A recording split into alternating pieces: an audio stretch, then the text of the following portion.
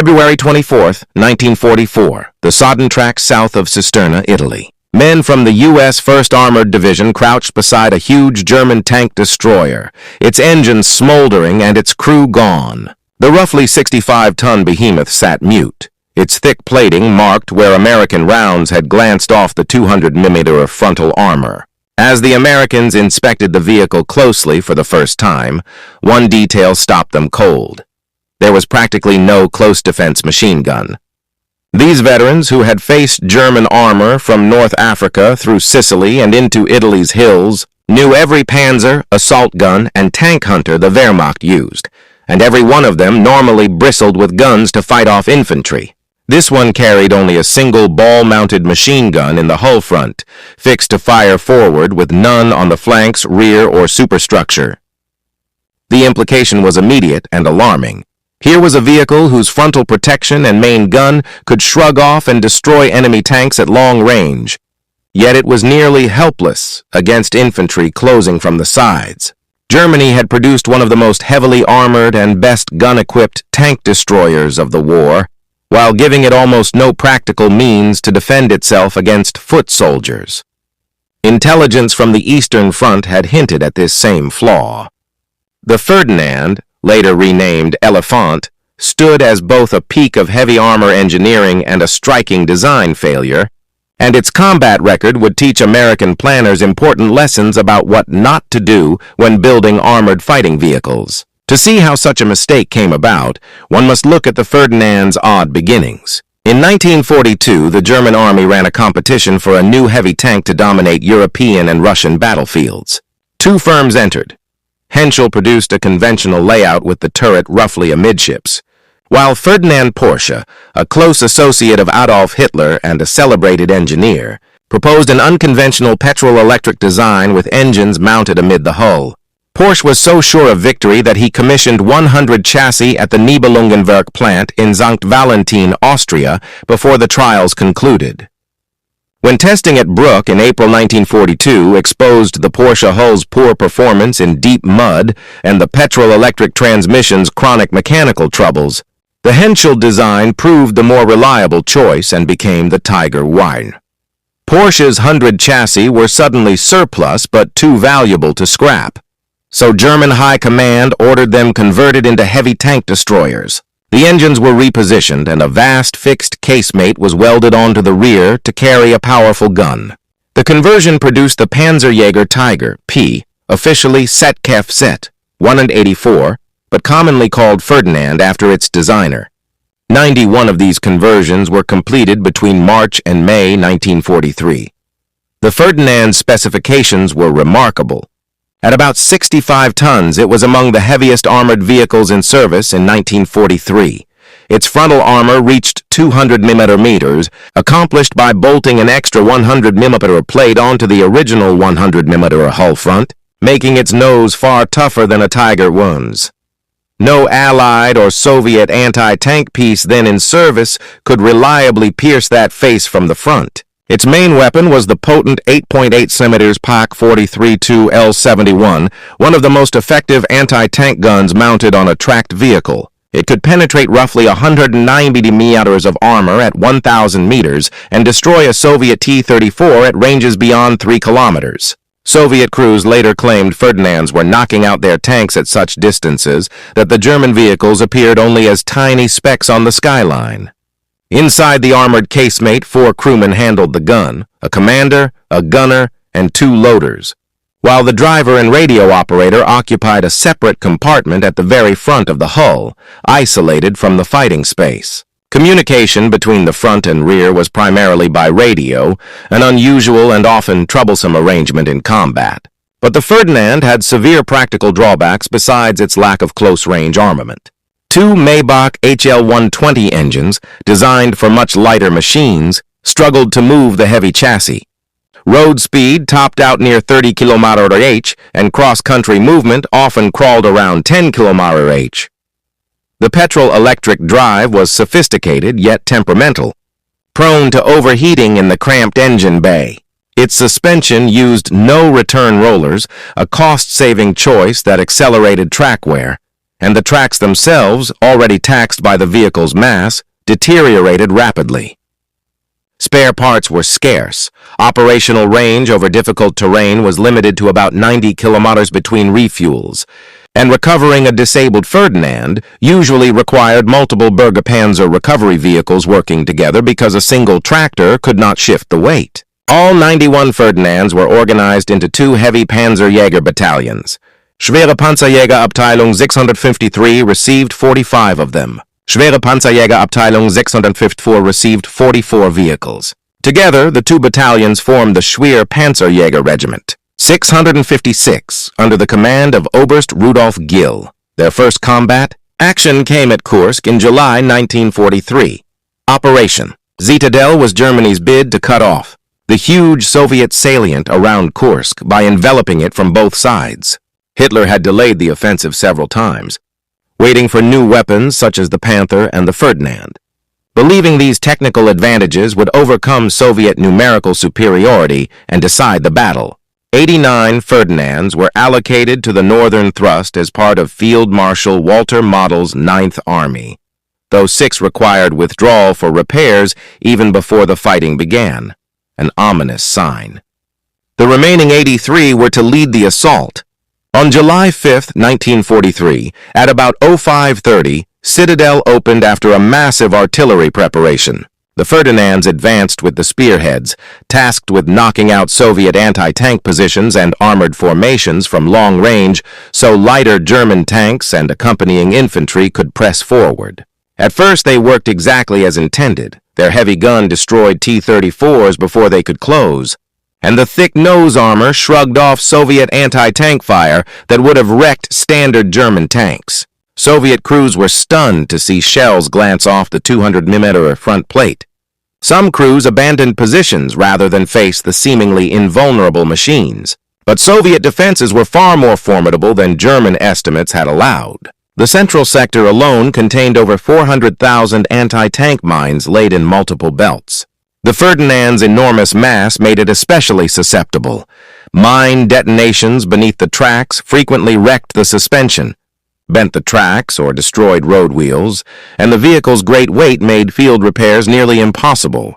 Of the 45 Ferdinands from Schwere Panzerjäger Abteilung 653 committed on day 1, only 12 remained mobile by 17 Ordrerie.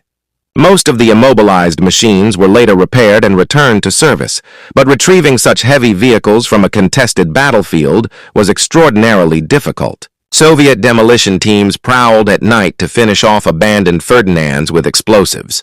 Worse still, Soviet infantry soon exploited the Ferdinand's fatal flaw. It had almost no defense against close infantry assault. The main gun's limited traverse and poor depression left dead zones near the hull, and there were effectively no machine guns for short-range protection. When Soviet infantry closed, Ferdinand crews had few options. Within days, Red Army tactics adapted. Specialized anti-tank teams learned to let Ferdinands roll over trenches and foxholes, knowing the men would wait until the vehicle had passed before emerging with PTR D-41 anti-tank rifles, explosive charges, and Molotov cocktails. Though the PTR D-41 could not pierce the thick frontal armor, aimed fire could damage engine grills, tracks, and vision slits. Hits to the grills could spark fires or wreck cooling, and shots to the tracks immobilized the vehicle. Once stalled, Ferdinands were quickly swarmed. Molotovs poured burning fuel across engine decks, while grenades tossed through ventilation grills filled the interior with smoke and shrapnel, trapping crews who had almost no visibility and no short-range weapons to fend off attackers. Crews who tried makeshift defenses usually failed. Some attempted to fire personal MG-42s down the 88mm barrel by traversing the gun, a reckless and largely futile improvisation, while others opened hatches to shoot pistols or submachine guns and exposed themselves to enemy fire. The result at Kursk was catastrophic for the Ferdinands. Though they achieved high kill counts against Soviet armor at long range, they suffered crippling losses to mines, mechanical failures, and infantry action, because the vehicles were employed offensively across heavily mined belts rather than in the more suitable defensive role. German records credit Schwere Panzerjägerabteilung 653 with destroying 320 enemy tanks while losing 13 Ferdinands in action, and combined claims for both battalions exceeded 500 Soviet tanks destroyed. Yet these figures concealed the truth that most Ferdinand losses were due to mines, breakdowns, and close-in infantry attacks. By July 12th, after Hitler called off Operation Zitadelle following the Allied landings in Sicily, roughly 50 Ferdinands remained operational out of the 89 that had started the battle. The Kursk fighting forced German commanders to confront the Ferdinand's serious design shortcomings, and in the autumn of 1943, all surviving Ferdinands were ordered back to Germany for thorough modification. The overhaul lasted several months at the Nibelungenwerk. Technicians fitted a ball-mounted MG-34 in the hull front for the radio operator, giving the vehicle at least minimal protection against infantry close in. They added a new commander's cupola fitted with 7 vision blocks, the same kind used on the Stu G3 assault gun, vastly improving the commander's sight lines. Zimmerit anti-magnetic paste was applied to hull and superstructure, and the engine grills were redesigned for better shielding. The alterations increased the vehicle's weight by about 5 tons, lifting it to roughly 70 tons. With no upgrades to the engines or gearbox, the already underpowered machine became even slower. On May 1, 1944, Hitler ordered the Ferdinand officially renamed Elefant. In February 1944, 11 of the refitted Elephants were rushed to Italy. The first company of Schwere Panzerjägerabteilung 650, led by Oberleutnant Helmuth Ulrich, was sent to oppose the Allied landings at Anzio, where American and British forces aimed to outflank German lines south of Rome. Italy's terrain proved far harsher than the Russian steppes. Narrow mountain lanes with steep inclines and tight hairpins were never intended for 70-ton vehicles. Many bridges built for civilian traffic could not bear the weight. The Elephants were forced to ford streams, mount rocky slopes, and traverse ground that taxed even much lighter tanks. Mechanical failures were constant. Engines overheated on long climbs, transmissions gave out under strain, and tracks wore rapidly with no spares available in theater.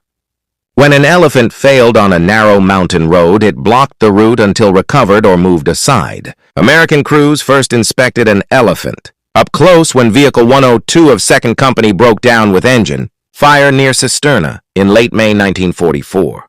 Its crew abandoned the machine and U.S. engineers examined it thoroughly, confirming what Eastern Front intelligence had already suggested. Tremendous armor and firepower were paired with serious practical shortcomings. U.S. reports emphasized the crew's extremely limited fields of view, especially to the sides and rear, and noted the single hull-mounted machine gun's inability to provide adequate close-in defensive fire, leaving only a narrow forward arc covered. Most importantly, the enormous weight and weak drivetrain made the vehicle prone to mechanical failure. American analysts concluded the Elephant posed little threat in offensive actions because it would likely break down before reaching the fight. U.S. tactics therefore avoided head-on duels, with the Elephant's strong nose and main gun favoring maneuvers to strike flanks or rear, waiting for mechanical attrition, or calling in artillery and aircraft to exploit thinner side and rear armor. Even standard 75mm guns could destroy these vehicles under favorable conditions. Of the 11 Elephants initially sent to Italy, at least 3 survived evacuation in August 1944. The remainder were lost through the spring and summer of 1944. Ferdinand 114 was lost on March 1st, Ferdinand 131 on March 2nd, and Ferdinand 113 on May 25th. Several more were destroyed in June fighting around Cisterna. Most losses stemmed from breakdowns rather than direct enemy hits. Captured Vehicle 102, originally Ferdinand 633 at Kursk, was shipped to Aberdeen Proving Ground in Maryland for in-depth testing. American engineers' evaluations confirmed the Elephant's strengths and its operational impracticalities, formidable in its intended long-range role, but poorly suited to the realities of mobile warfare. On the Eastern Front, surviving Elephants continued to fight through 1944, mainly in defensive actions in Ukraine. 2 companies, 28 vehicles in total, reinforced Army Group South near Tarnopol, and proved effective in ambushes when paired with infantry support.